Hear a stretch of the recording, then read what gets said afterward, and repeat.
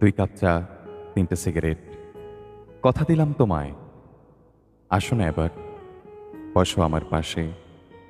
ধরতে দিও হাতটা, আসতে দিও কাছে। তোমার আঙুল জড়িয়ে আমার কত গল্প লুকিয়ে আছে। বলেছিলাম তোমায়, ঈর্ষা হয় আমার যখন বাতাস তোমার চুল ছুঁয়ে যায়, মগ্ন হয়ে তোমার সুবাসে এদিক ওদিক ছুটে যায়। তাকিয়ে তখন আনমনে চাহনি কেমন ডলডলে, দ্বিধায় নিশ্চয়ই পড়েছিলে। আমার এই শব্দের মাঝারে কতদিন রাখবো তোমায়?